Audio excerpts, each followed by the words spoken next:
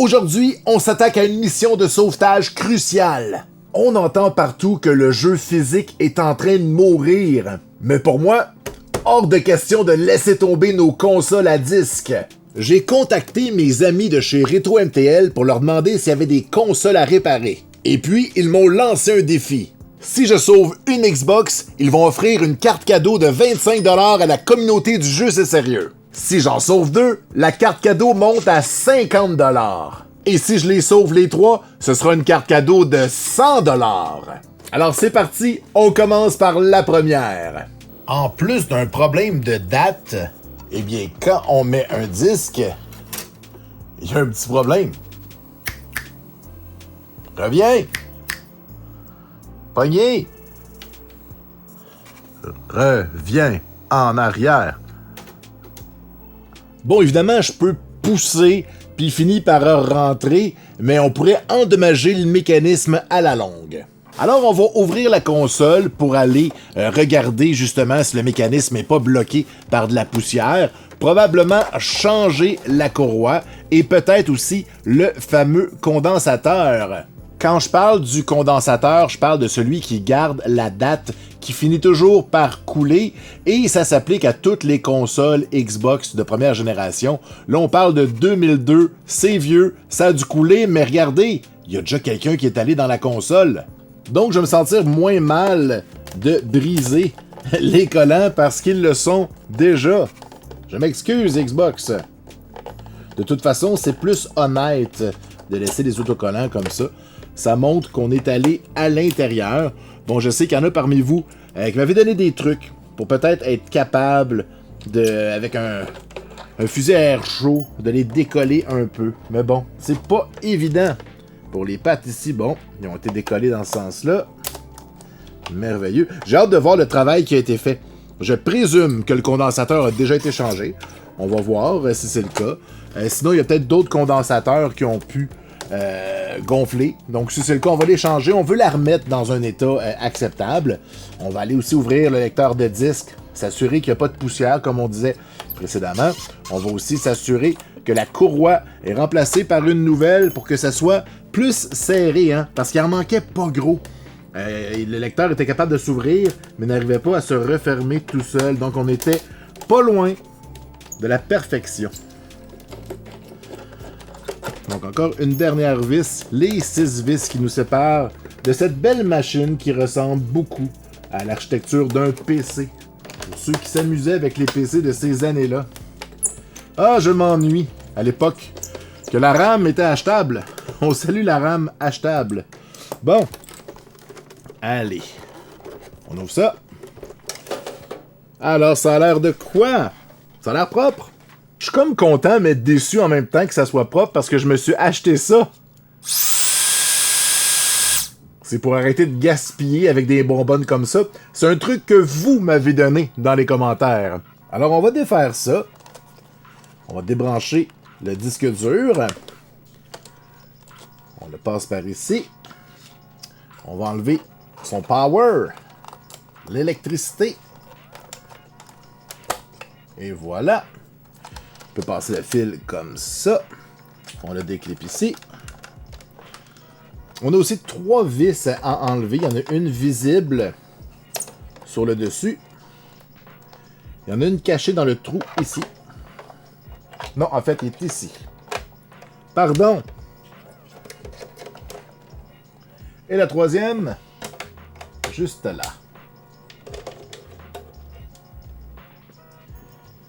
Grâce à ça, on peut enlever la section au complet du disque dur. Voilà, on a débranché le fil préalablement. Alerte! Au secours! Qu'est-ce que c'est ça? Ok, on n'a même pas fini de démonter la Xbox, puis je suis surpris qu'elle démarrait encore. On poursuit notre démontage, on va aller chercher le lecteur de disque. Allez, viens par ici. Je préfère toujours défaire les fils un coup qui est dans mes mains, comme ça je trouve ça plus facile. Donc on enlève le câble IDE, on débranche l'alimentation et on nettoiera ça plus tard. Mais mon Dieu, est-ce que les condensateurs ont tous explosé? C'est bien bizarre. Bon, on va aller démonter ça puis regarder ça de plus près. Voyons donc, j'ai jamais vu ça. On va tout défaire au complet et aller chercher la carte mère directement. Wow! Pour vrai, quand j'ai vu qu'elle démarrait, je me suis dit, ah, ça va être facile. Va falloir trouver des plus gros défis. Mais bon, non, finalement, il y avait un piège. On va défaire toutes les vis. Allez, on fait ça en speedrun.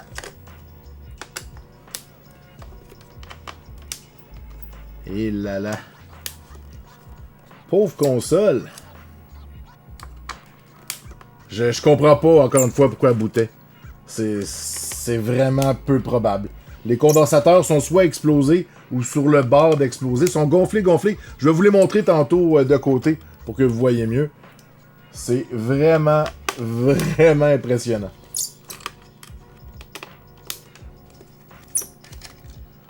Il en reste un pas loin de la fan ici. Parfait. En parlant de la fan, on va la débrancher. Super. Et je crois qu'on peut aller chercher la carte mère. Ok.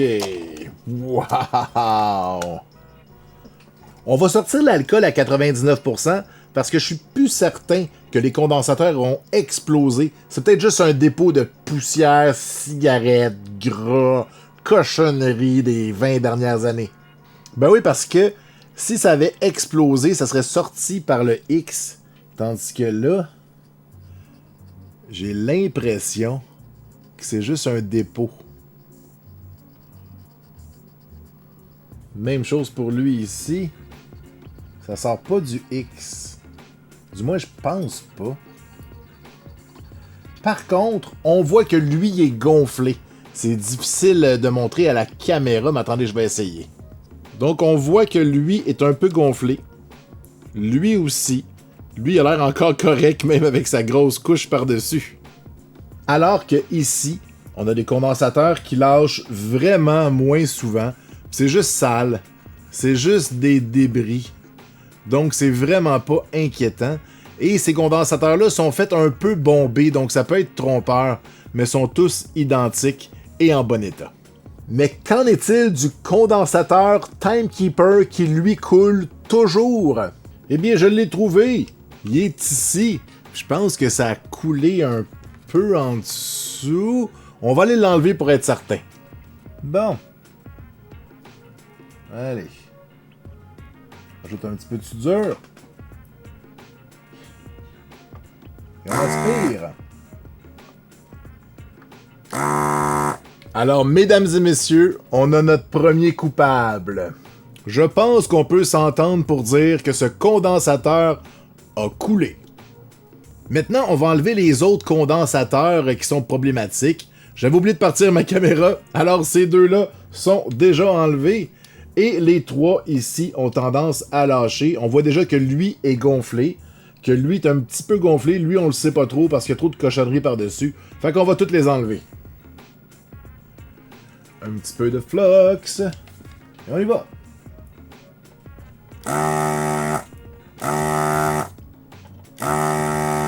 Attends. Oh, il est gonflé en dessous. Oh là là, il voulait exploser. Il y avait le bedon rond. On va y aller avec lui ici.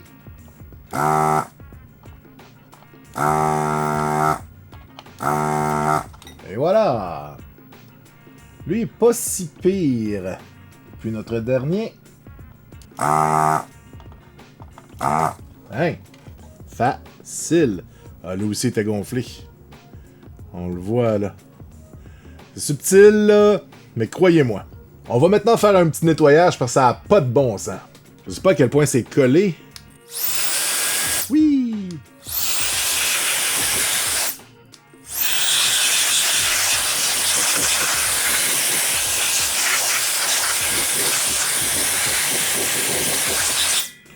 Hey, c'est magique. Ça aide beaucoup.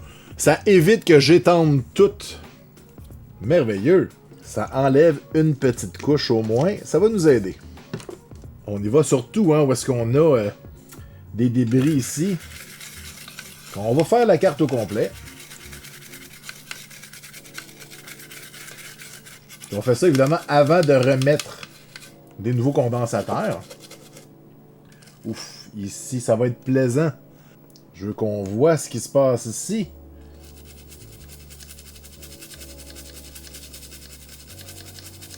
Ça part, tout va bien.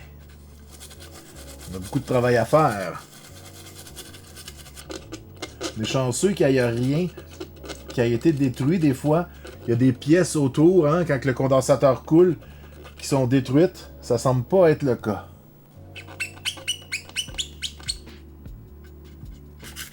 Je risque d'enlever l'écriture noire. Ça, je sais pas si c'est un réparateur qui aurait écrit des choses il y a quelques années. Je ne sais pas. Ou c'était d'origine. Je parle d'écriture noire ici, là. Ça va l'air d'être des notes. Genre, j'ai changé telle affaire en telle année. J'arrivais pas à lire ce qu'il a écrit, fait que... On efface le passé. Que de plaisir à nettoyer cette Xbox. Je fais ça pour vous. Mais aussi parce que j'aime ça. Hey Giz, pourquoi tu passes autant de temps à réparer des consoles? Parce que j'aime ça. Il y en a qui font des casse-têtes, il y en a qui font des sudoku.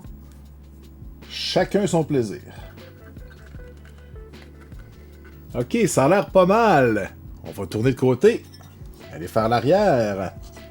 C'est souvent moins pire en dessous. La poussière colle moins, hein, c'est en dessous, c'est logique.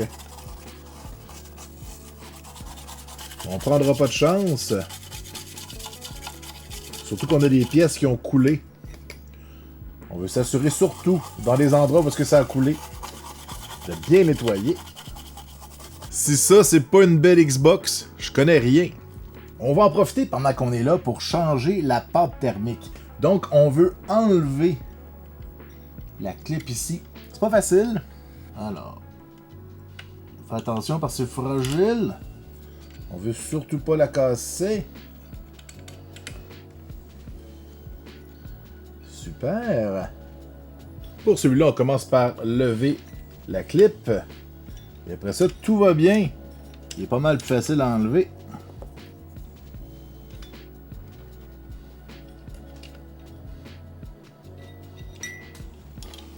Et voilà. C'est décroché.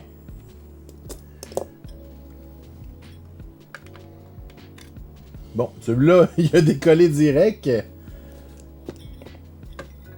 Puis celui-là, il va falloir qu'on le chauffe un petit peu. Il y a des gens qui vont brancher la console pour la faire chauffer un peu. Toutes les manières sont bonnes. C'est vrai qu'un gros heatsink comme ça, c'est pas facile à chauffer. Je sais pas si je vais réussir avec mon petit fer. C'est chaud. Ouch! On va faire chauffer la pâte thermique sèche depuis des années. Ça s'en vient.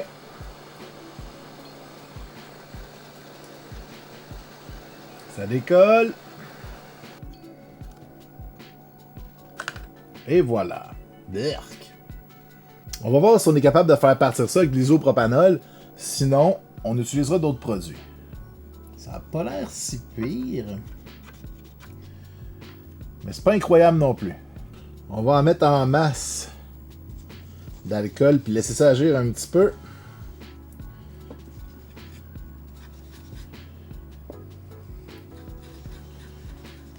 Après moi, on va en venir à bout. Mieux vaut faire ça que mettre du WD-40 par exemple. Ça laisse un résidu huileux même si on renettoie après. Ben, ça a l'air de vouloir partir. Ben, j'ai de la misère, fait que je vais essayer du nettoyant à contact. Pour voir si ça peut l'aider à se dissoudre plus rapidement. Come on. Ah, ça a l'air pas pire ça. Bon. Regardez ça. Ça finit par partir. Bon, ça c'est beau.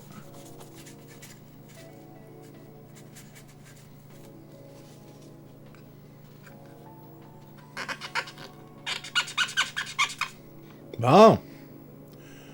Je pense que c'est adéquat. On peut maintenant ajouter de la pâte thermique. On va faire un petit point ici. C'est peut-être beaucoup. Et ici, je vais faire un X.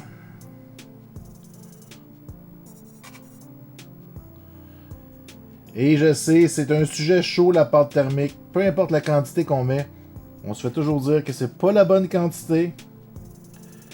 Fait que jugez-moi. On va y aller comme ça. Wow!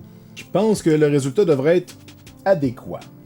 On va commencer par le petit heatsink.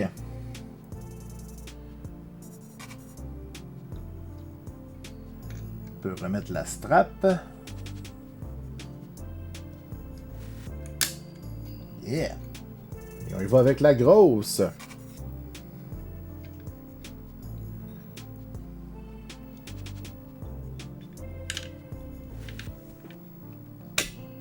Et on reclipe tout ça.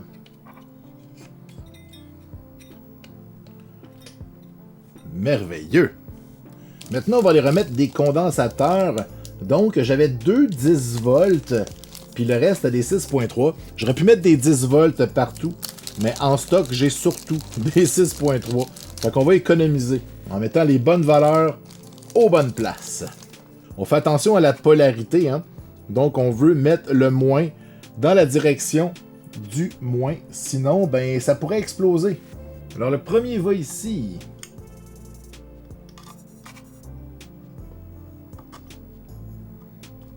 Super.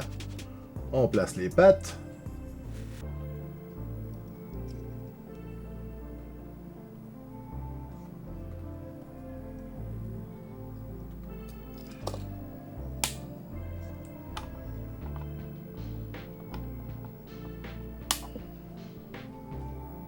Et de 1. Faut faire attention parce qu'il y a des endroits qu'il y a des condensateurs de dessinés, mais il n'y en avait pas. Donc, ici, il y en a un.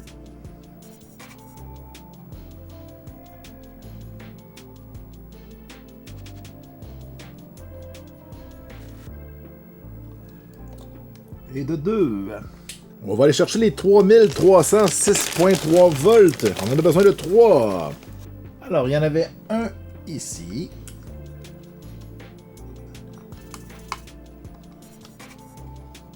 Un là. Puis un ici.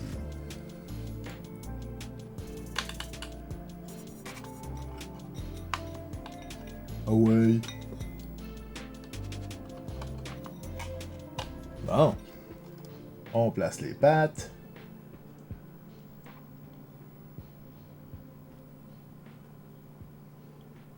Et on peut souder.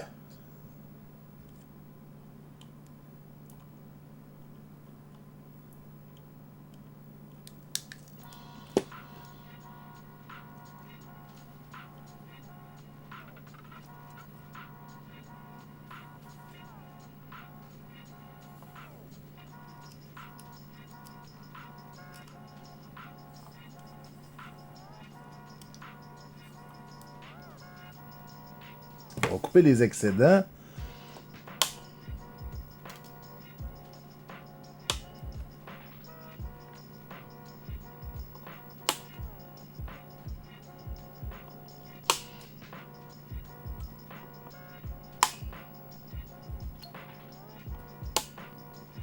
Hein?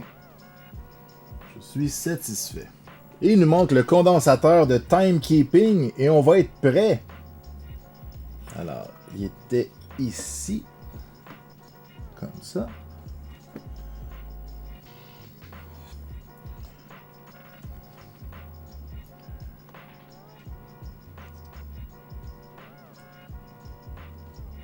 Et on coupe. Parfait. Un dernier petit nettoyage. Pour enlever surtout le flux.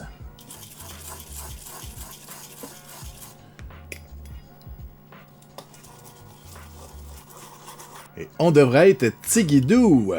On a fini avec le motherboard, fait que là on va nettoyer le power supply qui est juste poussiéreux.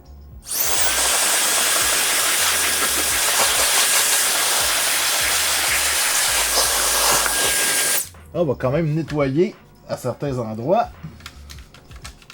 Juste ici. C'est probablement le condensateur qui avait coulé. On peut pas faire grand chose. C'est comme gruger dans le métal.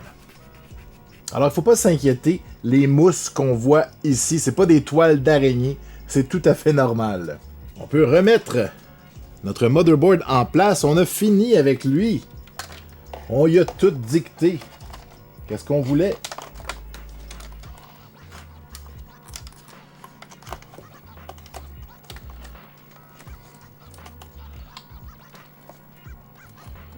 On va remettre toutes nos vis.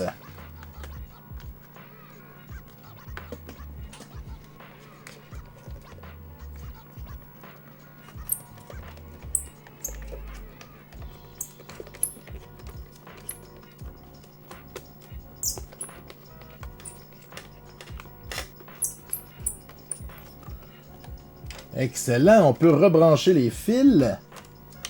Donc, port manette.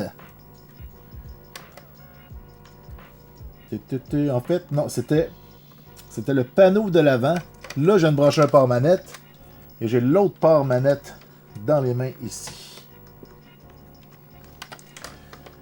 J'ai le courant du motherboard. Wouh! Et là, on est rendu au lecteur de disque qu'on doit nettoyer et changer l'élastique, finalement. La courroie. Ok, alors ça, c'est juste clippé. On l'enlève. Et là, on veut aller à l'intérieur de notre disque. On a des petites vis en dessous. Ça va être simple.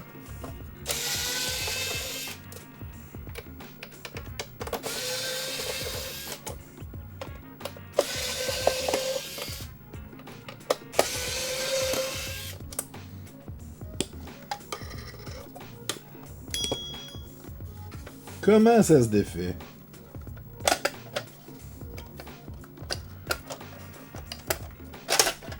Faut faire attention.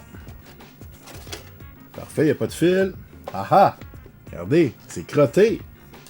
On nettoie ça un petit peu. Et hein? Tout ça pour jouer avec des disques. On va l'avoir. Alors, je vais faire très attention. Parfait. Merveilleux, on voit tout. Un petit peu de poussière.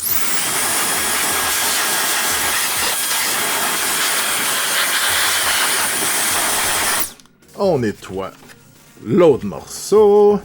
On va nettoyer. J'ai mis un petit peu d'ISO que j'ai tout de suite essuyé. Il y en a qui disent que c'est pas bon, que je devrais mettre de l'eau à la place. J'écoute vos commentaires, j'écoute vos suggestions pour les lasers en général. C'est quoi vos recommandations? Il y a encore de la poussière. On veut qu'il en reste le moins possible, hein? Idéalement, pas. Ok, on va tourner l'engrenage ici. Pouvoir ouvrir le disque et on a la courroie ici. Elle semble effectivement un peu lousse, alors on va la remplacer. Là. Tiens, j'en ai une neuve ici. On voit qu'elle est plus petite. Donc ça va être plus serré.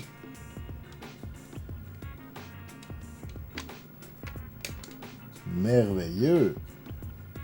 Bon, tous nos problèmes devraient être réglés. On va essayer de remonter tout ça. On commence par notre lecteur, hein? Bon, comment ça marche, ça?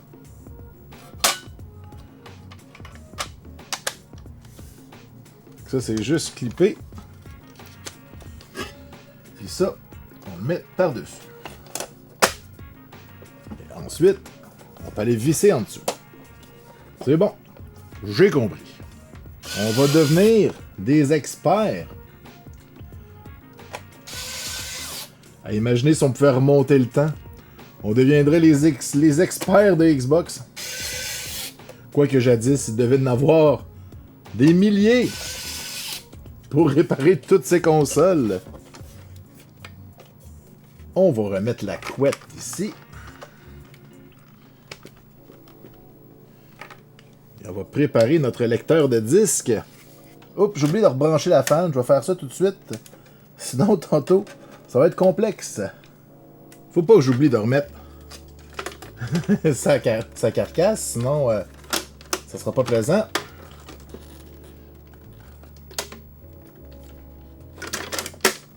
Bon. Pas que j'oublie de remettre cette pièce-là, sinon j'ai l'air fou.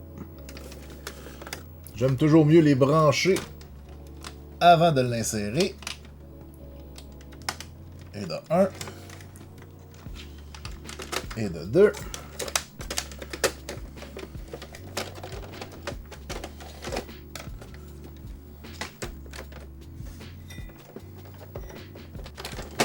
Bon. Là, je suis bien placé. Un petit coup de chiffon sur le disque dur aussi. Donc, on le rentre ici.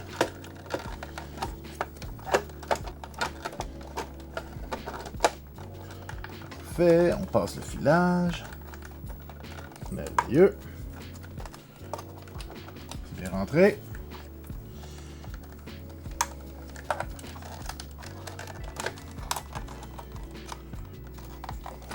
On passe ça là.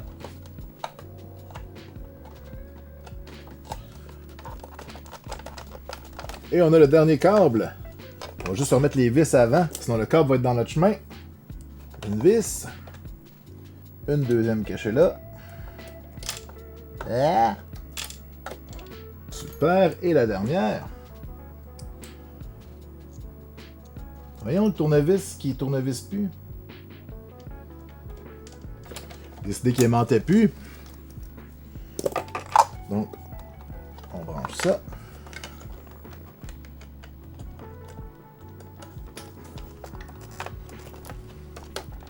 Et on passe ça en dessous, comme ça.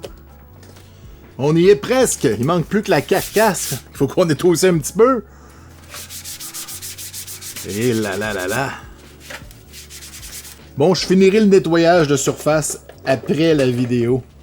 On sortira des Q-tips et tout.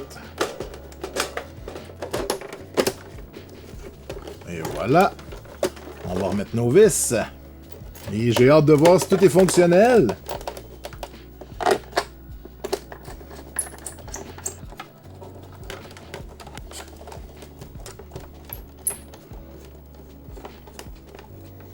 Merveilleux!